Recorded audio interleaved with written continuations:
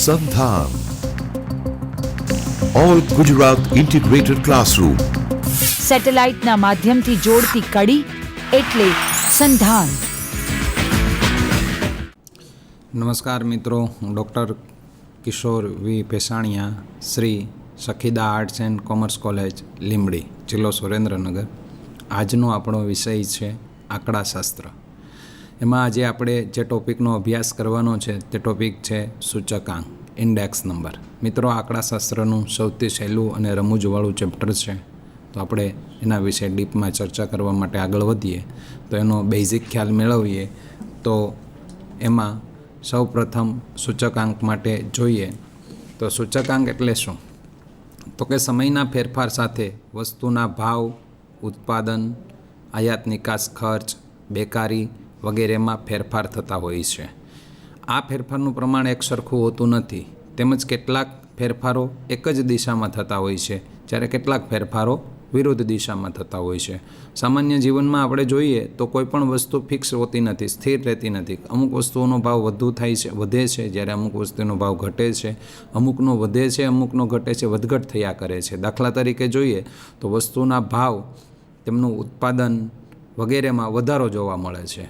હંમેશા વસ્તુનો ભાવ મોટાભાગે વધતો જાય છે. ઉત્પાદન તો કે કોઈ પણ માલિક હોય એ પોતાના ઉત્પાદનમાં સતત વધારો કરે છે. જ્યારે જોઈએ છીએ તો અન્ય દેશોના મૂલ્યની સામે આપણા રૂપિયાનું મૂલ્ય છે, અત્યારે આધુનિકતા અને મેડિકલમાં સારા એવા પ્રમાણને કારણે મૃત્યુનું પ્રમાણ, બરાબર, આ બધામાં શું થતું હોય છે તો કે ઘટાડો જોવા મળે છે.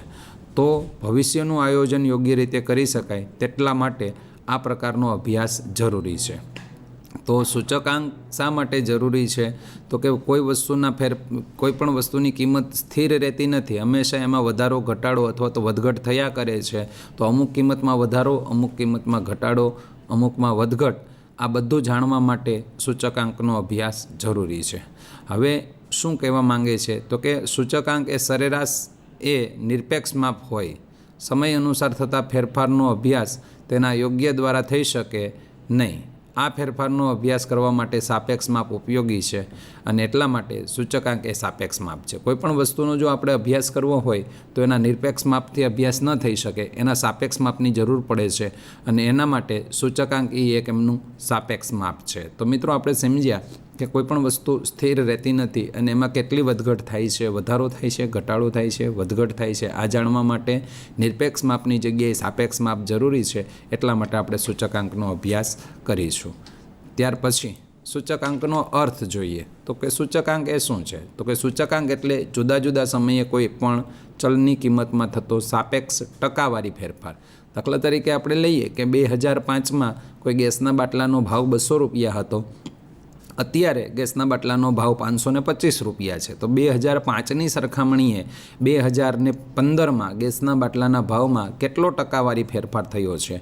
આ ટકાવારી ફેરફાર દર્શાવતું માપ એ સૂચકાંક. એટલા જ માટે કીધું કે સૂચકાંક એટલે જુદા જુદા સમયે કોઈ પણ ચલ એટલે આપણે અગાઉ મિત્રો સહસંબંધીય સંબંધના ચેપ્ટરોમાં શીખ્યા હોઈએ કે જેને સંખ્યામાં માપી શકાય એવાને આપણે શું કહીએ છીએ? ચલ. દાખલા તરીકે આવક, જાવક, ખર્ચ, બચત, વજન, લંબાઈ, ઊંચાઈ, પહોળાઈ, ઊંડાઈ, વેચાણ, નફો, ખોટ વગેરે. આવા ચલની કિંમતમાં જે ફેરફાર થાય છે પણ સાપેક્ષ ટકાવારી ફેરફાર થાય છે, આ ટકાવારી ફેરફાર એટલે સૂચકાંક. એટલા જ માટે કીધું છે કે સૂચકાંક એક એવું માપ છે તો કે ટકાવારી માપ છે. આગળ વાંચીએ તો એવું કીધું છે કે સૂચકાંકમાં જે સમયની સાથે સરખાવવામાં આવે છે તે સમયને આધાર વર્ષ તરીકે લેવામાં આવે. હમણાં આપણે ઉદાહરણમાં એવું સમજ્યા કે 2005ની સરખામણીએ 2015માં ગેસના બાટલાના ભાવમાં થયેલો વધારો કેટલો છે, અથવા તો પેટ્રોલના ભાવમાં થયેલો વધારો કેટલો છે અથવા ઘટાડો કેટલો છે. તો 2005નું વર્ષ છે એના આધારે આપણે માહિતી શોધીએ છીએ. તો 2005ના વર્ષને આધાર વર્ષ તરીકે લેવામાં આવે છે. જ્યારે જે વર્ષનો સૂચકાંક શોધવાનો છે તે વર્ષને આપણે ચાલુ વર્ષ કહેવામાં આવે છે. ધારો કે 2015નું વર્ષમાં શોધવાનું છે તો 2005 એ આપણા માટે ચાલુ વર્ષ થશે, અને 2005 એ આપણા માટે આધાર વર્ષ થશે, અને 2015 એ આપણા માટે ચાલુ વર્ષ કહેવાશે. અને મોટાભાગે આધાર વર્ષનો આંક છે એ હંમેશા 100 ગણાય છે, બરાબર. તો આગળ લઈએ તો કે અન્ય પરિભાષામાં દર્શાવતા સાંખ્યિકી ચલનું સાપેક્ષ માપ શોધવા અને કોઈ એક વસ્તુની કિંમતમાં અવારનવાર થતા સાપેક્ષ ફેરફારનો અભ્યાસ કરવા માટે શોધવામાં આવતા આંકને સૂચકાંક કહેવાય છે. તો સાદી ભાષામાં અને ટૂંકમાં એક જ લીટીમાં આપણે કહેવું હોય તો એવું કહી શકીએ કે જુદી જુદી ચલની કિંમતમાં થતો સાપેક્ષ ટકાવારી ફેરફાર એટલે સૂચકાંક. તો સૂચકાંક મિત્રો ટકાવારી માપ છે. આગળ જોઈએ તો કે સૂચકાંકના લક્ષણો. તો એમાંનું પહેલું લક્ષણ છે સૂચકાંક ટકાવારી ફેરફાર દર્શાવે છે. તેથી સૂચકાંકની સાપેક્ષ ટકાવારીનો ફેરફાર જાણી શકાય છે. આપણે અગાઉ સમજ્યા એ મુજબ સૂચકાંક કેવું માપ છે તો કે સૂચકાંક છે એ ટકાવારી માપ છે. કોઈપણ માપમાં જે કિંમત આવે છે એ હંમેશા ટકામાં આવે છે. કે ધારો કે આધાર વર્ષની સરખામણીએ ચાલુ વર્ષના ભાવ 120 થયો તો એ 120 એટલે 120%. મતલબ આધાર વર્ષનો ભાવ 100% હતો અને ચાલુ વર્ષનો ભાવ 120% થયો તો આધાર વર્ષની સરખામણીએ ચાલુ વર્ષમાં 20%નો વધારો થયો છે. તો આ જે વસ્તુ છે એ સૂચકાંક એનું ટકાવારી માપ બતાવે છે. ત્યાર પછી આપણે લઈએ બીજું તો કે સૂચકાંક એ સરેરાશ માપ છે અને તેથી તે સરેરાશ ફેરફાર દર્શાવે છે. સૂચકાંક ભારિત સરેરાશ છે. તો સૂચકાંક આપણે જેમ મધ્યવર્તી સ્થિતિમાનના જુદા જુદા માપો છે સરેરાશ, મધ્યસ્થ, બહુલક, પ્રમાણિત વિચલન, વિચરણ વગેરે, તો એ જ રીતે એમાંથી સૂચકાંક છે એ મધ્યક છે. મધ્યક એટલે સરેરાશ માપ છે અને તે દરેક વસ્તુની કિંમતમાં કેટલો ફેરફાર થાય છે તે સરેરાશ ફેરફાર દર્શાવે છે. કે 2006માં 7% ફેરફાર થયો છે, 2008માં 8% ફેરફાર થયો છે. તો બે વચ્ચેનો એવરેજ કાઢીએ તો બંને વચ્ચે 7.5%નો ફેરફાર થયો છે. આમ સૂચકાંક એ ટકાવારી માપ છે. બીજું સૂચકાંક એ સરેરાશ માપ છે. ત્યાર પછી જોઈએ મિત્રો તો કે સૂચકાંક છે એ ગુણોત્તર દ્વારા સરખામણી કરે છે. આ સરખામણી કોઈ ચોક્કસ પ્રમાણિત આધાર વર્ષ સાથે કરવામાં આવે છે. સૂચકાંક છે એના ગુણોત્તર દ્વારા સરખામણી કરે કોઈ ચોક્કસ આધારે કે ભાઈ 2001ની સરખામણીએ 2011માં વસ્તી કેટલી, 2011ની સરખામણીએ 2021માં વસ્તી કેટલી હશે. તો આ ગુણોત્તર માપ છે. એનો મતલબ એવો કે ભાઈ વસ્તુની કિંમતમાં જે ફેરફાર થાય છે એ એક ચોક્કસ આધારે બીજા વર્ષે કેટલો થશે અથવા તો ભવિષ્યમાં કેટલો હશે આ જાણવા માટે સૂચકાંક ઉપયોગી છે. તો આગળ લઈએ તો સૂચકાંક ટકાવારી ફેરફાર દર્શાવે છે. સૂચકાંક એ સરેરાશ માપ છે. સૂચકાંક એ ગુણોત્તર દ્વારા સરખામણી કરે છે. ત્યાર પછી આગળ જઈએ તો કે સૂચકાંક દ્વારા અચલ કિંમતનો અભ્યાસ થઈ શકતો નથી. અચળ કિંમતો એટલે કે જેની કિંમત નક્કી ન હોય તો સૂચકાંક આવી અચળ કિંમતોનો અભ્યાસ થઈ શકે નહીં.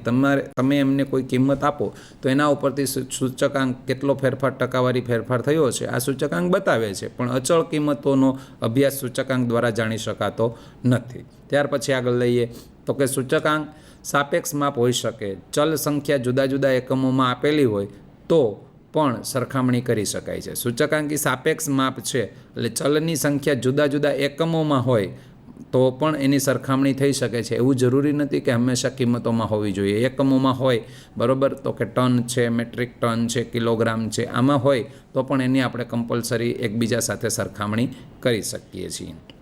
ત્યાર પછી નંબર આગળ આવશે તો કે સૂચકાંક સમગ્ર ફેરફારનો સચોટ ખ્યાલ આપે છે. તે માટે કોઈ ચોક્કસ સમયની કિંમત ન લેતા આખા વર્ષની સરેરાશ કિંમત લેવી જોઈએ. એનું અગત્યનું અને મહત્ત્વનું લક્ષણ આ છે કે સૂચકાંક છે એ કોઈપણ કિંમતનો સચોટ ખ્યાલ આપે છે. તો આધાર વર્ષ તરીકે આપણે જે કિંમત લઈએ તે કોઈ એક તારીખની, એક દિવસની, એક અઠવાડિયાની, એક મહિનાની કે 3 મહિના 6 મહિનાની નહીં, પણ આખા વર્ષની સરેરાશ લેવી જોઈએ. ધારો કે દાખલા તરીકે હમણાં જ આપણે જે પેટ્રોલિયમ કંપનીઓમાં જે ભાવ ઘટાડો આવે છે તો મહિને ને મહિને એમના ભાવ બદલતા જાય છે. તો જ્યારે ભાવ ઘટાડો હોય તો એ ઘટાડેલા ભાવને આધાર વર્ષ તરીકે ન લેવાય. એ જ રીતે જ્યારે પાછલા વર્ષોમાં ખૂબ જ વધુ ભાવ હતા તો એ વધારેલા ભાવને પણ આધાર વર્ષ તરીકે ન લેવાય. તો આખા વર્ષની જે સરેરાશ હોય ઓછામાં ઓછી કિંમત અને વધુમાં વધુ કિંમત બંનેનો ટોટલ કરીને એની એવરેજ જે આવે એ માપ આપણે લેવું જોઈએ. એટલા માટે જ કીધું કે સૂચકાંક સમગ્ર ફેરફારનો સચોટ ખ્યાલ આપે છે. તે માટે કોઈ ચોક્કસ સમયની કિંમત ન લેતા આખા વર્ષની સરેરાશ કિંમત લેવી જોઈએ. તો આ સૂચકાંકના મહત્ત્વના 6 લક્ષણો હતા. ત્યાર પછી આગળ જોઈએ મિત્રો તો કે સૂચકાંક કઈ કઈ જગ્યાએ ઉપયોગી છે. તો સૂચકાંક વાસ્તવિક જીવનમાં દરેક જગ્યાએ તમે સૂચકાંકનો ઉપયોગ કરી શકો, પણ એમાંથી અમુક મુદ્દાઓ વાઇઝ આપણે લઈએ તો ક્રમશઃ પહેલું છે જથ્થાબંધ ભાવનો સૂચકાંક. ડીપમાં આગળ વધીએ તો એવું કહેવા માંગે છે કે જથ્થાબંધ ભાવનો સૂચકાંક સામાન્ય ભાવ સપાટીમાં થતો ફેરફાર દર્શાવે છે. જથ્થાબંધ ભાવમાં થતો ફેરફાર અનેક પરિબળોનું પરિણામ છે. આ પરિબળોના અભ્યાસથી આયોજકો, વેપારીઓ, ઉદ્યોગપતિઓ અને રોકાણ કરનાર વિસ્તૃત વર્ગ આર્થિક નીતિના ઘડતર માટે જરૂરી માર્ગદર્શન મેળવી શકે છે. કે સૂચકાંક છે એ જથ્થાબંધ કોઈ એક વસ્તુના ભાવ ઉપરથી સૂચકાંક નક્કી નથી થતો. ઘણા બધા પરિબળો એના ઉપર અસર કરે છે. ધારો કે અનાજ, કરિયાણું, બરોબર, મોંઘવારી, ગરીબી, બધા પરિબળો ઉપરથી જથ્થાબંધ ભાવનો સૂચકાંક નક્કી થાય છે. અને આ સૂચકાંકનો ભાવ એવી રીતે નક્કી થયેલો હોય છે કે જેના ઉપરથી જુદા જુદા વેપારીઓ છે, ઉદ્યોગપતિઓ છે, આયોજકો છે, એમનું જરૂરી માર્ગદર્શન એના ઉપરથી મેળવી શકે છે. તો સૂચકાંકનો ઉપયોગ જથ્થાબંધ ભાવનો સૂચકાંક નક્કી કરવા માટે થઈ શકે છે. ત્યાર પછી મિત્ર બીજું આપ્યું છે આપણે ભાવના સૂચકાંક. તો કે ભાઈ સૂચકાંક છે જેમ જથ્થાબંધ ભાવનો સૂચકાંક નક્કી થાય છે એમ કોઈ વસ્તુની કિંમત નક્કી કરવા માટે પણ ભાવના સૂચકાંક માટે એ ઉપયોગી છે. તો કે ભાવના સૂચકાંક વસ્તુની કિંમતમાં થતા ફેરફારને કારણે તેની માંગ અને પુરવઠો બદલાય છે. આપણે જાણીએ છીએ કે કિંમત વધે, માંગ વધે તો કિંમત વધે, ને માંગ ઘટે તો કિંમત ઘટે. જે માંગ અને પુરવઠાનો નિયમ છે એ વસ્તુની કિંમતને કારણે માંગ અને પુરવઠો બદલાઈ જાય છે. કિંમત ઘટે, માર્કેટમાં એમની માંગ ઊભી થાય તો પુરવઠો ઘટી જાય. કિંમત ઘટે તો માંગ વધે અને કિંમત વધારવી પડે. તો આ જે માંગ અને પુરવઠા વચ્ચેનું જે સંકલન છે એ પણ એનો કેટલાક લોકો આનો ગેરલાભ ન લે તે માટે માંગ અને પુરવઠાના અભ્યાસ કરવા માટે પણ ભાવનો સૂચકાંક શોધવામાં આવે છે. તો જથ્થાબંધ ભાવના સૂચકાંકમાં પણ સૂચકાંક ઉપયોગી છે. કોઈપણ વસ્તુનો ભાવ નક્કી કરવા માટે પણ માંગ અને પુરવઠાના નિયમના ઉપયોગ દ્વારા ભાવનો સૂચકાંક નક્કી કરવા માટે પણ સૂચકાંક ઉપયોગી છે. ત્યાર પછી મિત્રો આગળ જોઈએ તો ઔદ્યોગિક આંક. આપણે જે ઔદ્યોગિક વિકાસ દર હોય છે આ નક્કી કરવા માટે પણ સૂચકાંક ખૂબ જ ઉપયોગી છે. એટલે જ કીધું છે કે ઔદ્યોગિક આંક ઔદ્યોગિક ક્ષેત્રે ઉત્પાદનમાં થતા સરેરાશ ટકાવારી ફેરફાર આપે છે. આ આંકથી દેશના ઔદ્યોગિકરણમાં કેટલું આગળ વધશે અથવા તો કોઈ પણ એક સરકારી પગલાંથી ઔદ્યોગિક માળખામાં શો ફેરફાર થશે તે જલ્દીથી જાણી શકાય છે. કેટલીક વખત આ આંકનો ઉપયોગ કર વધારવા કે કર ઘટાડવામાં પણ કરવામાં આવે છે. ઔદ્યોગિક આંકને કારણે ગવર્મેન્ટ કોઈ એક થોડા વર્ષો પહેલાં આપણે જોઈએ તો કે કચ્છમાં ભૂકંપ આવેલો ત્યારે ગવર્મેન્ટે તેને ટેક્સ ફ્રી ઝોન જાહેર કરેલું. તો અત્યારની પરિસ્થિતિ આપણે જોઈએ તો ત્યાં ખૂબ જ મોટી 5 સ્ટાર હોટલ જેવા ગેટ સાથેની કંપનીઓ ત્યાં અવેલેબલ છે. તો કહેવાનો મતલબ કે આ એક સરકારના નાના એવા ફેરફારને કારણે ગુજરાત ગવર્મેન્ટનો જે વાઇબ્રન્ટ ગુજરાત દ્વારા જે અત્યારે આપણે ઉદ્યોગોને આકર્ષિત કરીએ છીએ તો સરકાર થોડી જાજી ક્યાંય એમને છૂટ આપે છે જેને કારણે વિદેશી ઉદ્યોગો ખૂબ જ આકર્ષાય છે. તો આ જે ઔદ્યોગિક આંક નક્કી કરવામાં પણ સૂચકાંક ખૂબ જ ઉપયોગી છે. અને સૂચકાંક મદદથી ગવર્મેન્ટને પણ એ જ ખ્યાલ આવે છે કે કયામાં આપણે ફેરફાર કરવાથી આપણને કયો ફાયદો થાય છે. પણ તો આમ ઔદ્યોગિક આંક નક્કી કરવા માટે પણ સૂચકાંક ખૂબ જ જરૂરી છે. ત્યાર પછી જીવન નિર્વાહનો સૂચકાંક. મિત્રો જીવન નિર્વાહનું ઘર ચલાવવા માટે અનાજ, કઠોળ, ઘી, દૂધ, તેલ, ગોળ, ખાંડ વગેરે વસ્તુની જરૂર પડે છે અને આ બધી વસ્તુઓ ઉપરથી જીવન નિર્વાહનો સૂચકાંક નક્કી થાય છે. હવે આ જીવન નિર્વાહનો સૂચકાંક નક્કી કરવા માટે પણ સૂચકાંક ખૂબ જ ઉપયોગી છે. અને એટલે જ કીધું છે કે જીવન નિર્વાહનો સૂચકાંક મજૂર વર્ગ અને કર્મચારી વર્ગ માટે મોંઘવારી ભથ્થામાં વધારો નક્કી કરવા તેમજ બોનસની ગણતરી કરવા માટે ખૂબ જ અગત્યનો છે. કે ભાઈ કોઈ એવા તહેવારો આપતા હોય, મોંઘવારી હોય તો મોંઘવારી કર્મચારીને કેટલી આપવી, એને ભથ્થુમાં કેટલો વધારો કરવો, કેટલો ઘટાડો કરવો, આ બધાની ગણતરી માટે બોનસ કેટલું આપવું, આ બધા માટે જીવન નિર્વાહનો સૂચકાંક ખૂબ જ જરૂરી છે. ત્યાર પછી આયાત નિકાસનો આંક. તો કે ભાઈ ગવર્મેન્ટને ખ્યાલ આવે કે ભાઈ આપણે આયાત અને નિકાસનું બેયનું એવરેજ સરખી છે કે નહીં, આયાત વધારવી પડે એમ છે કે ઘટાડવી પડે એમ છે, નિકાસ વધારવી પડે એમ છે કે ઘટાડવી પડે એમ છે.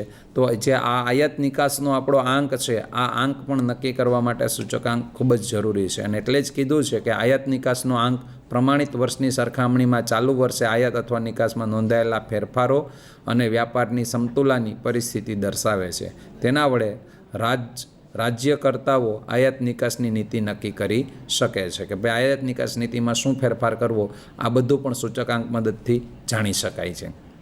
ત્યાર પછી રાષ્ટ્રીય આવકનો આંક. કે ભાઈ દેશની જે રાષ્ટ્રીય આવક છે આ રાષ્ટ્રીય આવક નક્કી કરવામાં પણ સૂચકાંક ખૂબ જ અગત્યનું અને મહત્ત્વનું પરિબળ છે. કે અને ગવર્મેન્ટના જે યોજનાના લક્ષ્યાંકો છે એ નક્કી કરવા માટે પણ એ લક્ષ્યાંકો સિદ્ધ થઈ શક્યા છે.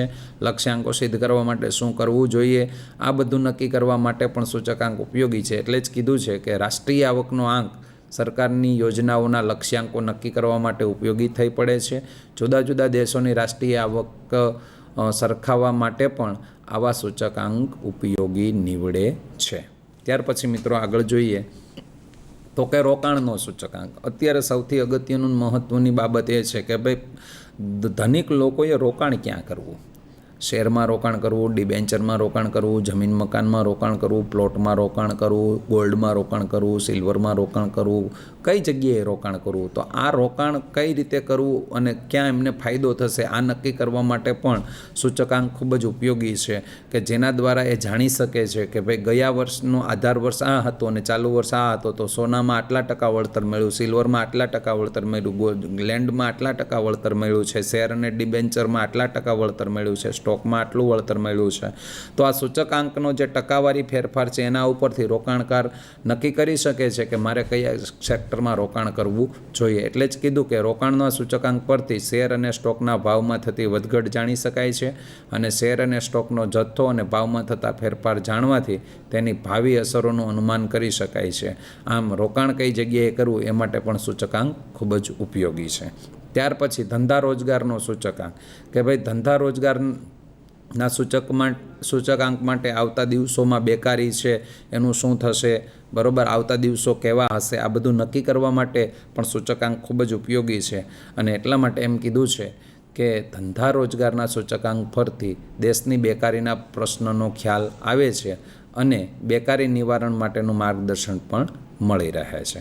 ત્યાર પછી ફુગાવો, તો કે ભાઈ જુદા જુદા રાજ્યમાં નાણાંના ફુગાવાનું નિયંત્રણ કરવા માટે પણ આ ફુગાવા નિયંત્રણાંકનો સૂચકાંક ખૂબ જ ઉપયોગી થાય છે. ત્યાર પછી આગળ લઈએ ખેતીવાડીના ઉત્પાદનનો આંક.